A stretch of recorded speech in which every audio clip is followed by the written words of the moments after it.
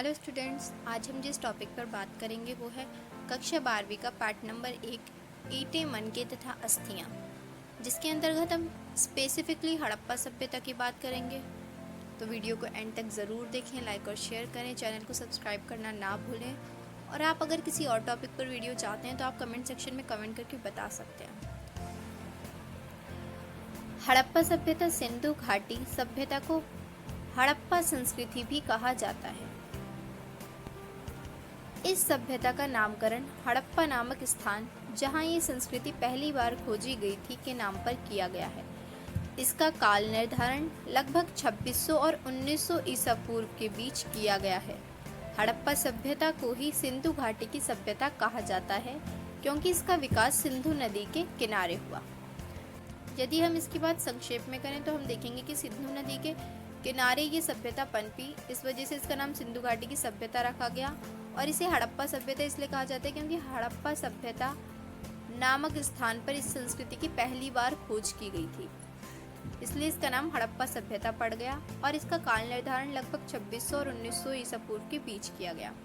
हड़प्पा स्थलों से मिली जानवरों की हड्डियों में मवेशियों, भेड़, बकरी, भैंस तथा सुअर की हड्डियां शामिल हैं। पुरा प्राणी विज्ञानियों अथवा जीव पुरातत्वविदों द्वारा किए गए अध्ययनों से संकेत मिलता है कि ये सभी पालतू जानवर थे।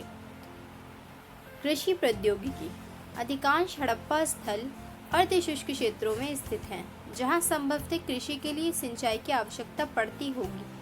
अफगानिस्तान में शोरतुगई नामक हड़प्पा स्थल से नहरों के कुछ अवशेष मिले हैं, परंतु पंजाब और सिंध में नहीं मिले।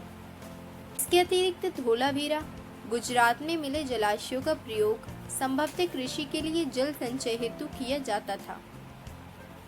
यदि हम कृषि प्रौद्योगिकी की संक्षेप में बात करेंगे तो हम देखेंगे कि पुरातत्वविदों के सर्वेक्षण के अनुसार हड़प्पा स्थल अर्धशुष्क क्षेत्रों में स्थित हैं। अफगानिस्तान में शोरतुगई नामक स्थानों पर नहरों के कुछ अवशेष मिले हैं, लेकिन पंजाब और सिंध में नहरों के अवशेष नहीं मिले हैं। इसके अतिरिक्त गुजरात में जलाशयों के अवशेष मिले हैं, जो कि शायद कृषि के लिए जल संचय हेतु प्रयोग में लाए जाते थे। मोहनजोदड़ो एक नियोजित शहरी केंद्र। संभवतः हड़प्पा सभ्यता का सबसे अनूठा पहलू शहरी केंद्रों का विकास था। मोहनजोदड़ो सबसे प्रसिद्ध पुरास्थल है। सबसे पहले खोजा गया स्थल हड़प्पा था। मोहनजोदड़ो में बस्ती दो भागों में विभाजित है, एक छोटा लेकिन ऊंचाई पर बनाया गया और दूसरा कहीं अधिक बड़ा लेकिन नीचे बनाया गया। पुरातत्वविदों ने दुर्ग और निचला शहर का नाम दिया है। दुर्ग की ऊंचाई का कारण यह था कि यहाँ की संरचनाएं कच्ची ईंटों के चबूतरे पर बनी थी। दुर्ग को दीवार से घेरा गया था, जिसका अर्थ है इसे निचले शहर से अलग किया गया है। दुर्ग में हमें ऐसी संरचनाओं के साक्ष्य मिलते हैं जिनका प्रयोग सार्वजनिक प्रयोजनों के लिए किया जाता था। इनमें से एक मालगोदाम एक ऐसी विशाल संरचना है जिसके ईंटों से बने केवल निचले हिस्से शेष हैं, जबकि ऊपरी हिस्से जो लकड़ी से बने थे बहुत पहले ही नष्ट हो गए थे। और विशाल स्नानागार सम्मिलित है। विशाल स्नानागार आंगन में बना एक आयताकार जलाशय है जो चारों ओर से एक गलियारे से घिरा हुआ है। निचला शहर भी दीवार से घेरा गया था।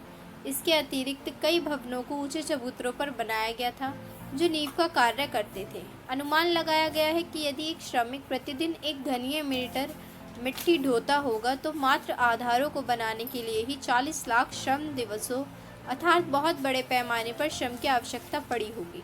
सभी ईंटों की लंबाई और चौड़ाई ऊंचाई की 4 गुनी और 2 गुनी होती थी। इस प्रकार की ईंटें सभी हड़प्पा बस्तियों में प्रयोग में लाई गई थी।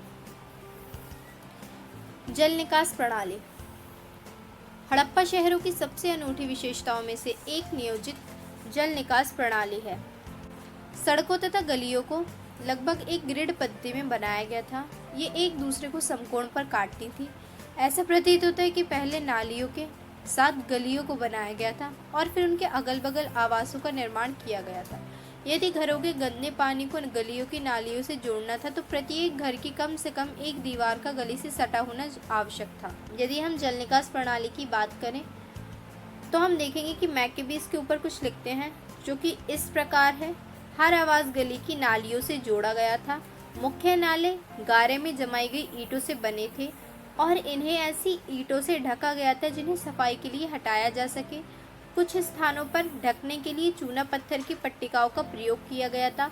घरों की नालियां पहले एक हौदी या मलकुंड में खाली होती थी, जिसमें ठोस पदार्थ जमा होता था और गंदा पानी गली की नालियों में बह जाता था। सामाजिक भिन्नताओं का अवलोकन। शवाधार। पुरातत्वविद ये जानने के लिए कि क्या किसी संस्कृति विशेष में रहने वाले लोगों के बीच सामाजिक या आर्थिक भिन्नताएं थीं, सामान्यतः कई विधियों का प्रयोग करते हैं। इन्हीं विधियों में से एक शवाधानों का अध्ययन है, जो कि कुछ इस प्रकार है। हड़प्पा स्थलों से मिले शवाधानों में आमतौर पर मृतकों को गर्तों में दफनाया गया था। कभी कभी शवाधान गर्त की बनावट एक दूसरे से भिन्न होती थी। कुछ स्थानों पर गर्त की सतह ऊपर ईंटों की चिनाई की गई थी।